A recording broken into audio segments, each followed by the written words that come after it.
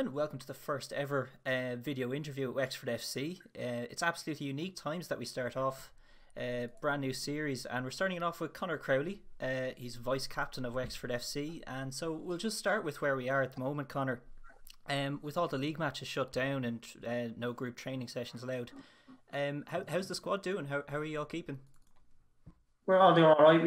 We're keeping in contact via the players chat and the main chat that we're using at the moment, so it's not too bad. So Brian's put in a few different sessions that we can do by ourselves. Obviously, try and maintain our fitness, and we've been having a bit of banter in the chat as well. So it's not too bad at the moment. That's good. That's good. So obviously, just how this season is going to run in terms of when it'll restart is still completely unknown. So, what do the training plans look like at the moment? Like, are they strict, or are they kind of tailored to how you feel week by week? Sort of try and just tailor to yourselves, really. So at the moment, for myself anyway, I'm trying to do 3 or 4 cardio sessions a week, and then 3 or 4 home workouts a week, and then take Sunday off to just try and maintain my fitness. But it's obviously doing those 5K challenges and doing different sort of interval running. It's different to a match, so you can't really replicate the match fitness. But I suppose whenever we do get back, whenever that may be, you want to try and come back in the best possible shape. It's sort of like what you'd be doing in November, December, trying to come back for January for pre-season on a normal regular season. Are you expecting there to be a sort of a second pre-season, or do you think you'll be able to maintain match fitness throughout? I'd say you definitely won't be able to maintain the level of match fitness that we had before we left, but I'd say maybe 2 or 3 weeks, and if Brian and the lads can get 2 or 3 games in before we start going back into competitive games, hopefully we'll be able to get back up to speed pretty quickly if you're doing your own stuff now. Yeah. So we'll go back to sort of the first pre-season that we had. Yeah. And I remember when you first signed, Anthony obviously was the first person to see you playing in the friendlies. He immediately said to me, you know, Conor Crowley is going to be an important engine room player. And when I saw you play as well, that was the same impression I got. But is that something you expected when you were signing for Wexford, that you'd be coming straight into the 11 and kind of running things a bit?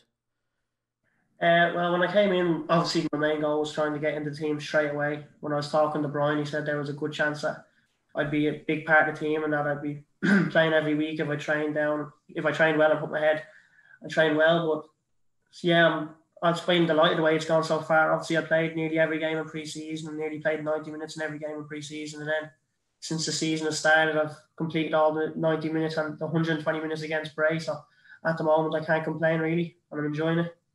So could you tell us a bit more about how the move to Wexford actually came about? Obviously, you finished off with Cabo. Did Brian reach out to you then?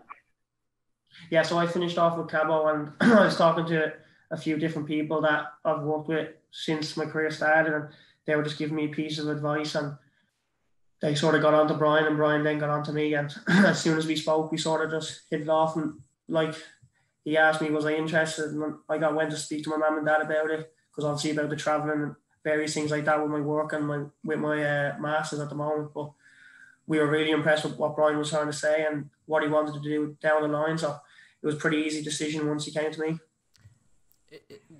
Could you tell us what kind of things Brian Brian wanted it. His aim was, because obviously last year in Wexford wasn't the greatest for the club, and like things weren't going as smoothly as Brian wanted, to say the least.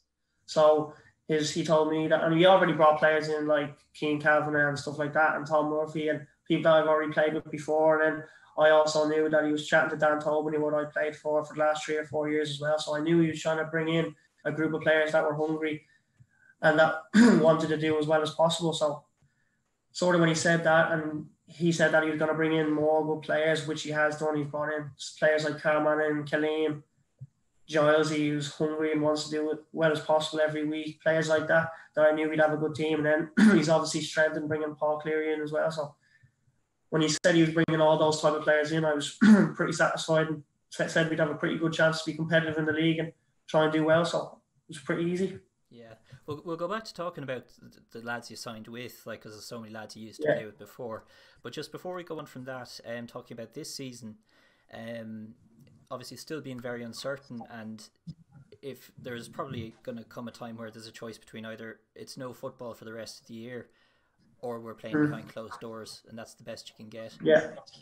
How would you feel if the rest of the season was no fans?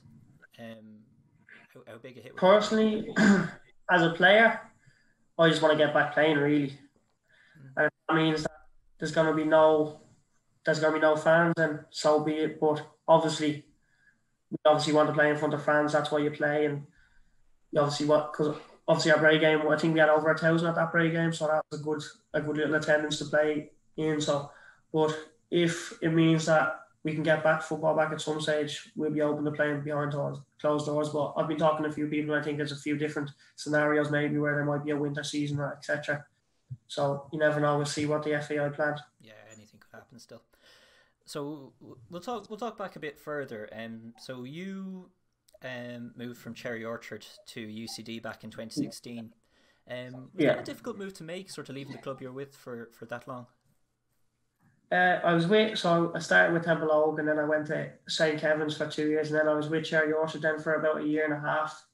And I remember the director of football for like the academies and younger age teams for UCD came, rang myself and one other player off Cherry Orchard. So, and they asked us were we interested in coming down to UCD to join the 19s team. So it was probably a bit earlier than I expected to join UCD and join the 19 team, but I was delighted to get down to train with better quality of players and then obviously it all just went from there. Yeah, so you won the under-19 league in that first year at UCD, didn't you?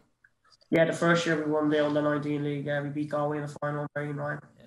Did that mean a lot to Yeah, it was good. It was great because it was my first year on the 19s, and I was a big part of the team. I was playing every week. And in fairness to Ian Lyon, then he gave me a lot of responsibility in that team. He played me every week, and I and I was happy. And we had a good season. We think we finished first out of all the teams in the normal section, and then you go into the quarterfinal, semi-final, and final. And I remember we beat Derry 1-0 in the quarterfinal. We beat Finn Harps away 2-1 in the semi-final, and then we won the final against Galway 4-1. So it was a great season, and yeah, it was a great achievement to get a medal like that. Is there still some players in that under-19 team that you're still playing with now? That I'm playing with now. Like there's a group of about 5 or 6 lads from UCD who came down. Were any of those in that under-19 team as well? So, like, do you mean like from going from that 19s team to the UCD first team? Yeah. Yeah, there's Josh Collins was there. Who else was there? Josh Collins. I can't think off the top of my head, but the season that we won the league with UCD, the first division, we had the likes of Kev Coffey, who was on that team, Josh Collins, who was on that team, Liam Scales, who was on that team. Darragh O'Connor played a few games, Conor Kearns played a few games. So we had a lot of players from that team that went on to win the first division as well. So it was a hard UCD team to break into, and then you made your move to Cabinteely. Yeah. Was that a move you were sort of feeling good about at the time? At the time, I was positive enough that I'd break in, but sort of I joined when things were different. Like they were gone on 8 or 9 games unbeaten, and then their style of play didn't really suit me, and I didn't really suit them, and it just wasn't a good match. Different way of playing than what I'm used to and what I was used to at UCD. So just me and Cabinteely didn't really match, to be honest. And sort of what was your impression of Wexford then when you were looking to move with Cian and Dan and Tom coming in? Did you have a positive impression of Wexford at the time? Yeah, a positive impression. Well, like Dan's been playing with me throughout UCD, so I know he likes to get the ball down. He likes to play football from the back.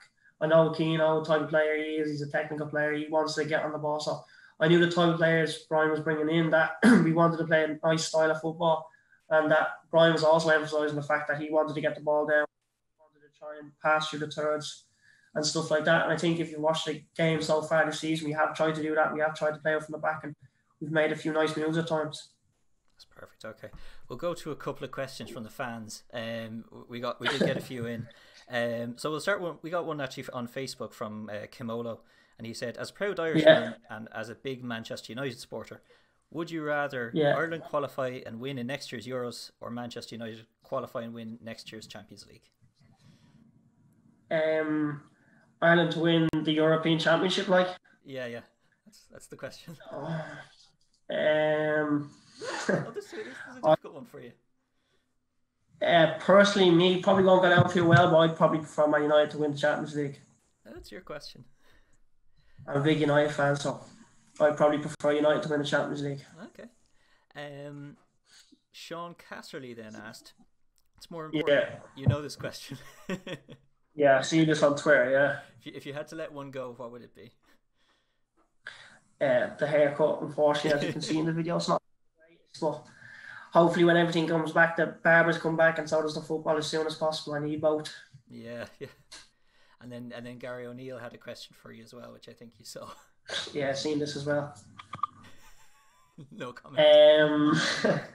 I've never actually done that, so that's a lie.